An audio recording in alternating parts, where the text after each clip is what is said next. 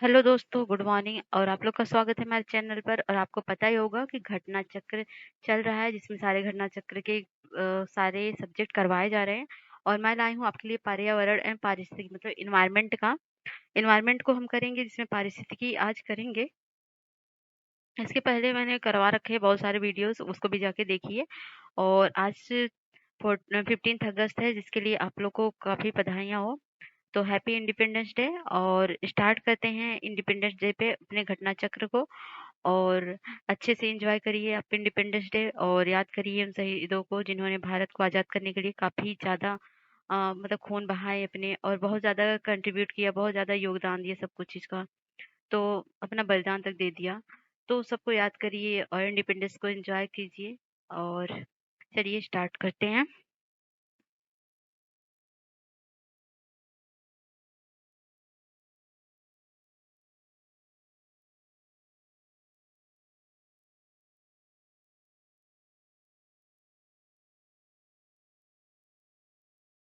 हाँ, तो पारिस्थितिकी तंत्र में हम करेंगे पारिस्थितिकी असंतुलन के बारे में। तो इसके पहले जो पढ़ाया गया आप पढ़ लीजिए। तो स्टार्ट करते हैं पारिस्थितिकी असंतुलन। तो पारिस्थितिकी तंत्र सामान्यतः संतुलित अवस्था में अपनी विभिन्न गतिविधियों को संचालित करता है, परंतु विभिन्न कारणों यथा वनोन्मूलन, प्रदूषण इत्यादि से पारिस्थितिकी असंतुलन की समस्या उत्पन्न हो जाती है।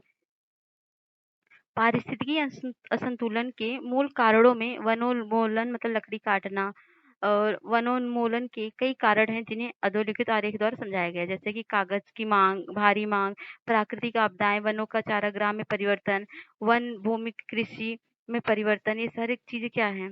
ये सारी चीजें क्या हैं? वनोन्मूलन मतलब वनों के कटाव के कारण है। झूम खेती, वनाग्नि मतलब फॉरेस्ट फायर, और औद्योगिक और व्यावसायिक उपयोग के लिए लकड़ी काटना इत्यादि।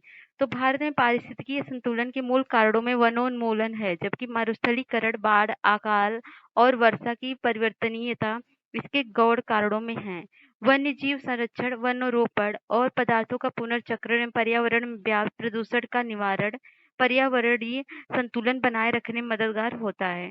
ध्यातव्य है कि जल प्रबंधन, वन रोपण, वन्य जीव सुरक्षा से पारिस्थितिकी असंतुलन मतलब संतुलन सकारात्मक रूप से प्रभावित होता है, जबकि औद्योगिक प्रबंधन से पारिस्थितिकी संतुलन का कोई संबंध नहीं है। वनों को काटना भी पर्यावरणीय संतुलन को बनाए रखने में मदद नहीं करता है। तो आगे क्वेश्चन कर लेते हैं, बस इतना ही है और कुछ है नहीं।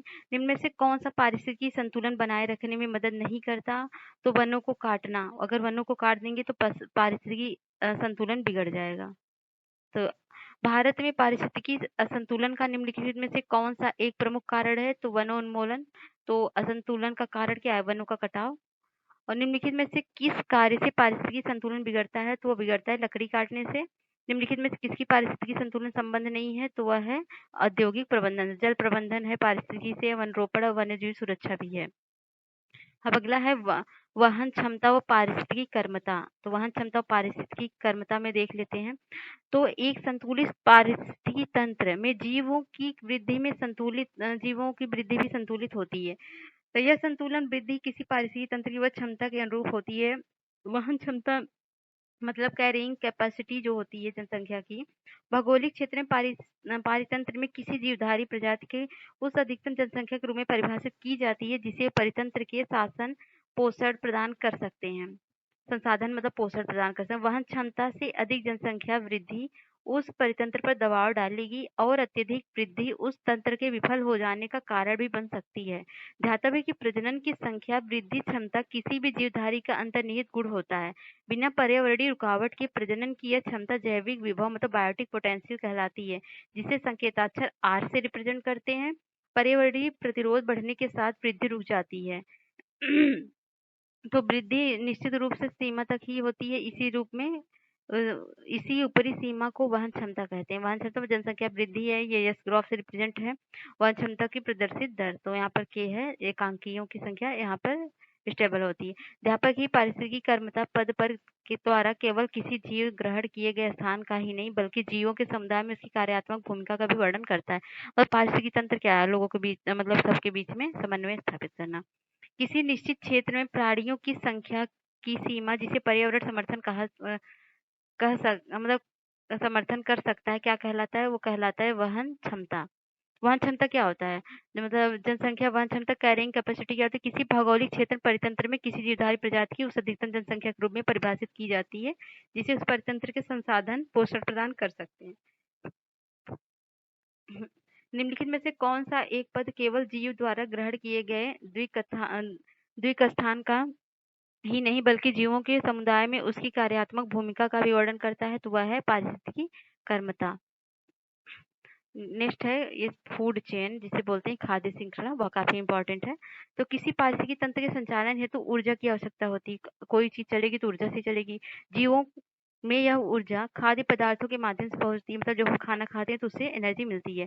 ऐसे पदार्थ जिनके ऑक्सीकरण के पश्चात जीवधारियों को ऊर्जा प्राप्त होती है। ऑक्सीकरण मतलब उसका डिकम्पोजिशन हो जाता है, ऑक्सीडेशन होता है। पौधे अपना खाद्य स्वयं निर्मित करते हैं, मतलब ऑटोट्रॉफ्स होते हैं ना, जबकि जंतु खाद्य के लिए पौधों पर निर्भर करते हैं, हेटेरोट्रॉफ्स होते हैं। खाद्य श्रृंखला विभिन्न प्रकार के जीवधारियों का एक ऐसा क्रम है जिससे किसी पारिस्थितिकी तंत्र में ऊर्जा का प्रवाह होता है। ध्यातव्य है कि जीवों द्वारा ऊर्जा का यह प्रवाह एक दिशी मतलब यूनिडायरेक्शनल होता है। उदाहरणार्थ किसी घास स्थल परितंत्र की खाद्य श्रृंखला में विभिन्न घटकों का सही क्रम। जैसे जब हम घास खाते हैं, घास कौन खाता है? घास जो होते हैं प्रोड्यूसर होते हैं, उत्पादक होते हैं। फिर घास को खाता है टिड्डा जो प्राथमिक उपभोक्ता होता है, और टिड्डे को जो खाता है मेंढक वह द्वितीयक उपभोक्ता होता है, और मेंढक को जो खाता है सर्प वह तृतीयक उपभोक्ता होता है। और खाद्य बकरी तथा मानव आहार श्रृंखला का निर्माण करते हैं। तो यहाँ पर घास को बकरी खाएगा जो शाकाहारी मतलब शाकाहारी होगा, उपभोक्ता होगा। मतलब ये क्या खा रहा है? घास को सोपोषी को खा रहा है। और मनुष्य बकरी को खाएगा तो ये सर्वाहारी उपभोक्ता होगा, क्योंकि ये फल सब्जियों ये सब मतलब इन दोनों को खाएगा, सोपेशी को भी खाएगा और इसको भी खाएगा, तो ये हम सर्वाहारी है। ध्यातव्य है कि जीवों के मतलब बायोटिक कंपोनेंट ऐसी जीवित वस्तुएं हैं जो पारिस्थितिकी तंत्र का निर्माण करती हैं। जीवित संकटों के सामान्यतः शामिल होते हैं उत्पादक जैसे पेड़ पौधे शैवाल आदि। और उपभोक्ता कौन होते हैं? जैसे जानवर होते हैं, मनुष्य होते हैं। अपघटक कौन होते हैं? जैसे कवक एवं जीवाणु। जैसे उत्पादक पेड़ पौधे क्या है? उत्पादक प्रोड्यूसर है। और प्रोड्यूसर को जो खाएगा या फिर जानवर मनुष्य ये सब क्या होंगे? ये होंगे उपभोक्ता।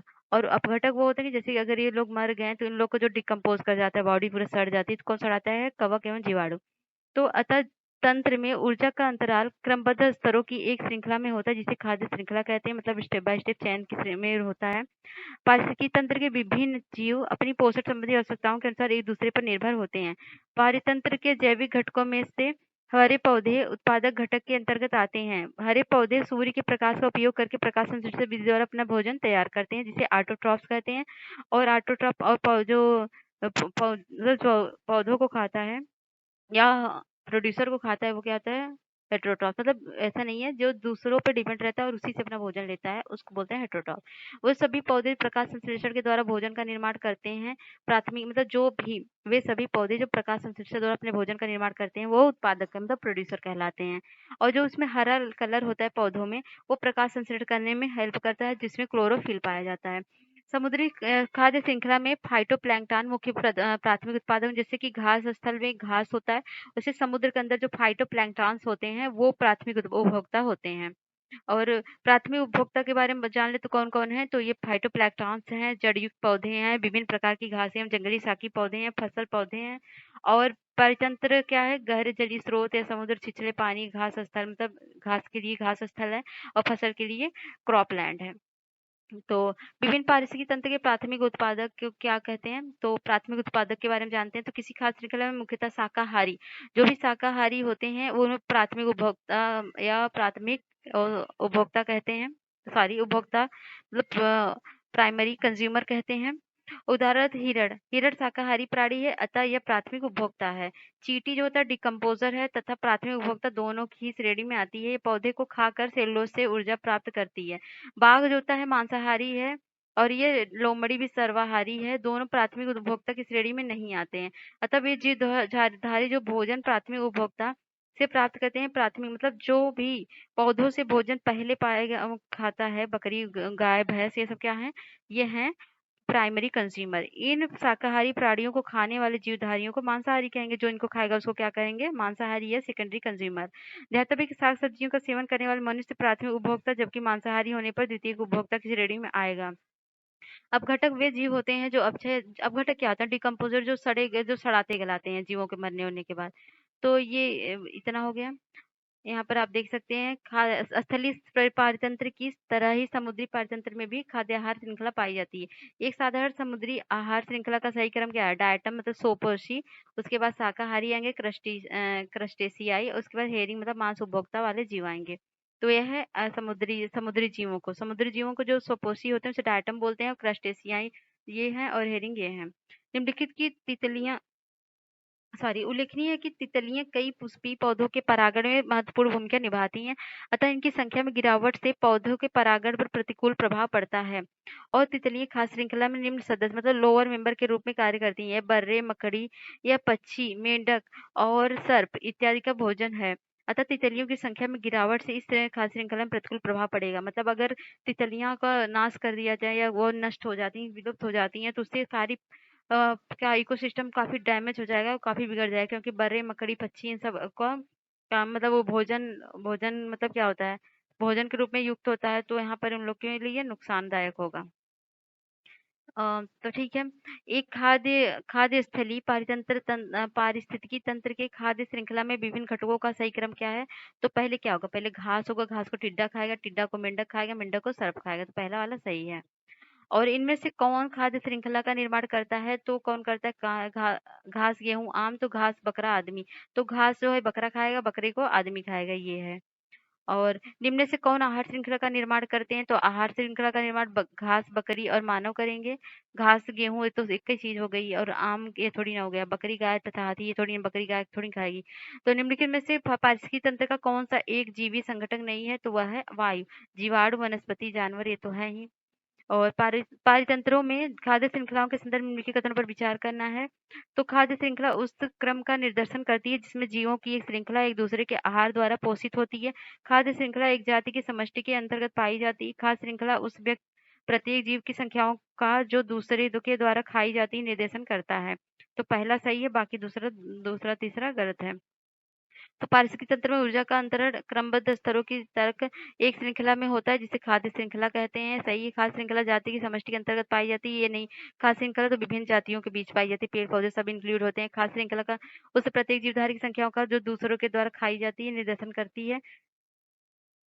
तो ये जो है ये सही नहीं है।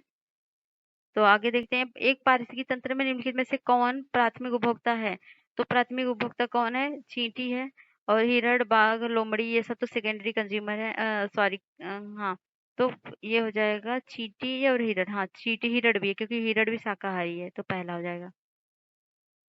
तो कुछ कारणोंवश यदि तितलियों की जाति की संख्या में गिरावट आ जाए तो संभावित परिणाम क्या होंगे? तो कुछ पौधों के परागण पर प्रतिकूल प्रभाव पड़ सकता है।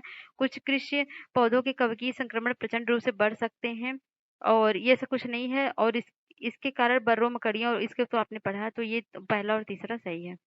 तो खाद्य श्रृंखला में मानव है क्या? मानव क्या है? प्राथमिक तथा द्वितीयक उपभोक्ता, क्योंकि वो शाकाहारी भी है, मांसाहारी भी है।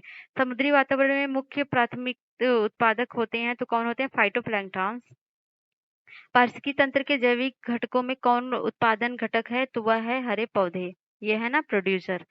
तो प्रथम पोषण स्तर के अंतर्गत आते हैं शाकाहारी, मांसाहारी, सर्वभक्षी जंतु या हरित पादप। तो आते हैं हरित पादप।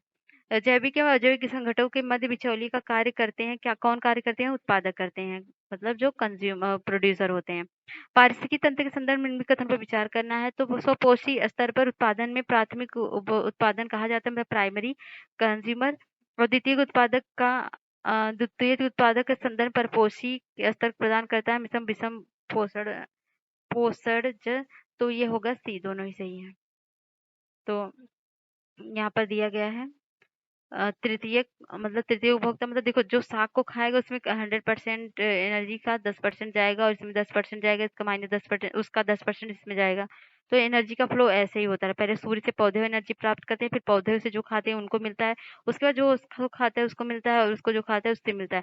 तो यहाँ पर जाते जाते धीरे धीरे घटती है। तो इसका मतलब ये है कि मांसाहारी जो होते हैं उनको एनर्जी कम ही मिलती है। तो निम्नलिखित युग में से कौन सही सुमेलित है? तो वह है पर्वत सर्वाधिक अस्थायी पारतंत्र तंत्र है, अजैविक अवयव जीवाणु है, हरे पौधे पारिस्थितिक तंत्र है, वर्षा जो है ग्लोबल वार्मिंग है। तो यह तीसरा सही है। पारितंत्र में खाद्य श्रृंखलाओं के संदर्भ में निम्नलिखित में से किस प्रकार के जीव अपघटक जीव कहलाते हैं? तो वह कौन सा है? वह है बी आपका 2 और 3, पहला विषाणु थोड़ी ना, कवक और जीवाणु है, वायरस नहीं होता। निम्नलिखित में से कौन सा एक आहार श्रृंखला का सही क्रम है? तो वह है डायटम, क्रस्टेशियाई और हेरिंग। ये आपको बताया गया है फ्लो चार्ट में, ये यहाँ पर भी दिया गया। अब ऊर्जा प्रवाह को भी देख लेते हैं। तो ऊर्जा प्रवाह में क्या है? एनर्जी मतलब जो ट्रांसफर होता है। पारिस्थितिकी निकाय में ऊर्जा का प्रवाह स्रोत और ऊर्जा है। तो प्राथमिक स्रोत क्या है ऊर्जा प्रवाह का? वो सौर ऊर्जा है, सोलर एनर्जी। तो जैवमंडलीय पारिस्थितिकी तंत्र में ऊर्जा का प्रवाह एक दिशी होता है, मतलब एक ही डायरेक्शन में होता है। जैवमंडलीय पारितंत्र धरती पर स्थापित सभी पारिस्थितिकी प्रणालियों का योग है। ऊर्जा का प्रवाह अजैविक प्रणाली से जैविक प्रणाली की दिशा में होता है। ऊष्मागतिकी के पहले नियम के अनुसार ऊर्जा का न तो सृजन की मतलब ऊर्जा ना तो बनाई जा सकती, ना उसको नष्ट किया जा सकता, बल्कि उसको एक रूप से दूसरे रूप में परिवर्तित किया जा सकता है। दूसरे नियम के अनुसार जब ऊर्जा एक रूप से दूसरे रूप में परिवर्तित होती है तो उसका कुछ ह्रास होता है। और पहला नियम क्या है?